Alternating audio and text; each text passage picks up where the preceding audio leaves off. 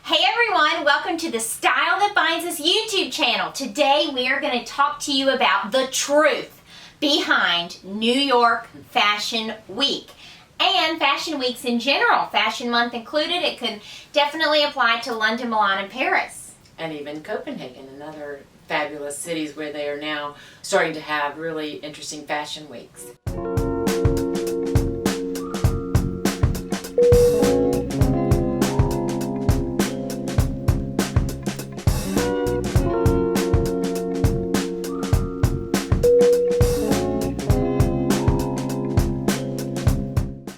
So the great thing to me about Fashion Week is that it's this microcosm, especially if I'm coming from out of town.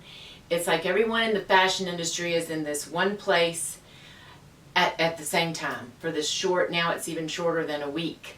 It's 5 days. And so it's very condensed, but it's sometimes the only times all year you get to see people and you get to meet people, and you'll meet people that will tell you about a new brand, or this is who I'm loving, this is who I'm loving, and have you seen this? You need to check out this. And so you just learn so much, and you're busy taking notes on your phone the whole time, and you're screenshotting everything so you can go back later at the end of the day and go back over all of the things. We get to talk together about what did you like about this show, who did you see, did you learn anything interesting, how can we bring this to our audience and to our clients.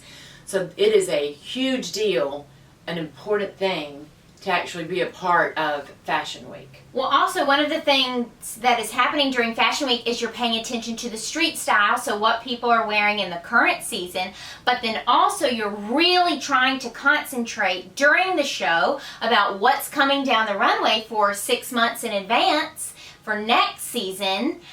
And you're trying to think through, okay, what other trends, what am I seeing, these consistent themes. So it's so much concentration at the same time as trying to capture the content to talk to you about what we saw. So trying to get the best shot and trying to film it for YouTube. And there's just 1,000,000 things happening at once.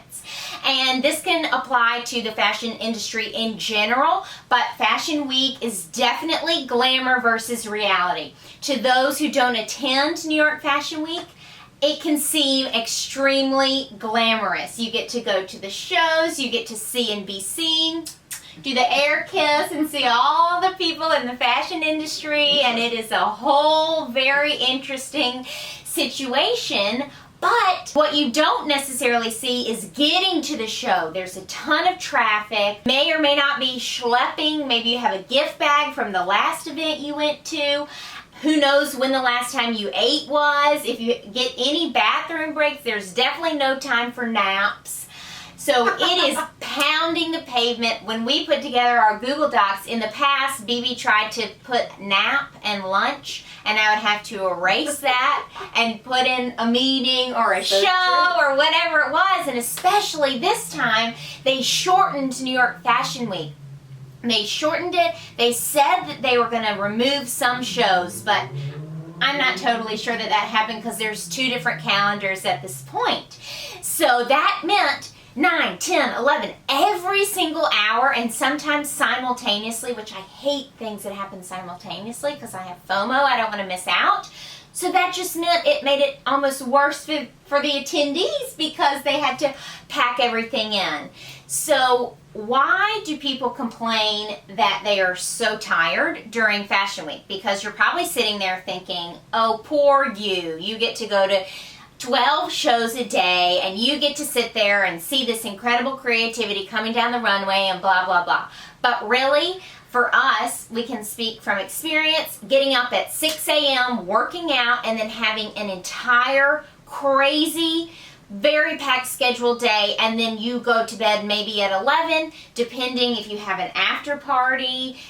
It really depends on the day and what's happening, but there's little time for eating, for sitting down. You're in heels. You may or may not take the subway, but if you take the subway, you have to look the part. So then you're running late, and you might be in heels, and you're sweating, and then also it's like one show is at Spring Place, the next one's in Brooklyn.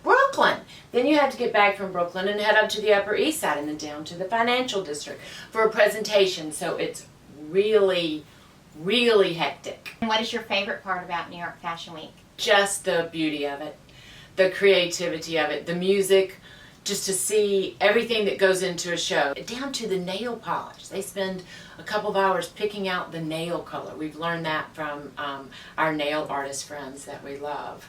But the makeup is a big deal. The hair, the look, the music is always a huge part of the show for the designer and what story they're trying to tell. So it is, when it starts, you just get chills.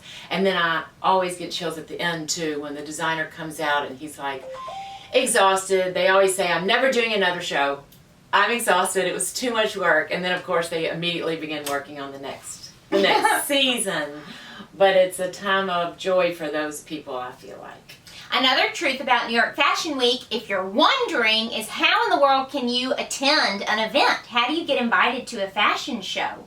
So it's mainly people that are in the fashion industry. There's a reason why they're there. So maybe they're an editor, or they work at a retail store, or they also have influencers, because that is a great way. The designer has spent all of this money to produce the show, and they want to make sure that they capitalize on that as much as possible. So the influencers have a great reach, and also celebrities sit in the front row. So basically you either have a relationship with the brand or their PR company, and then either you are on a list, so each season you already get invited, or you reach out and you say, you explain why you should be there, what your business is. Hey, I'm an editor from so-and-so magazine and I'd like to attend the show, to leave a review, etc. So Fashion Week really, in the past, it used to be all about the industry, and there was a reason to go. I mean, you're working. You're not just there for the glamour of it. You're seeing what's on the runway, and whatever your job is, you're applying it to that. But now it's much more customer facing, because designers are struggling. They need to make money as well. So whether it's the see now, buy now, that the collection is immediately shoppable, or now they're letting a lot of customers attend the fashion shows. So it's very interesting how these front row seats have been changing out.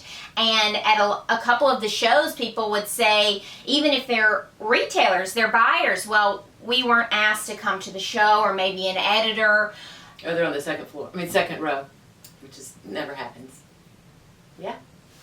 But all in all, it's a wonderful experience, and I hope that when you see our coverage of the shows, that it helps you and you learn about the trends that we're seeing and the brands that we want to introduce you to, and that we are helping you be a part of this very interesting creative space. Yes, it's such an incredible time, and all the people in the fashion industry are there. So you get to be in the presence of all these people that you greatly look up to, you've read about your entire life, or you know that those people are backstage, the makeup artists, these incredible hair people, and they get to see your face, you get to see their face and see them in person. So it really just does give you chills. Like, how in the world do we get to be sitting among all of these people and get to take part in this special opportunity? We hope you enjoyed today's video. Remember to like, subscribe, make comments, send questions. We love all of the above. We'll see you next time. Bye. Bye.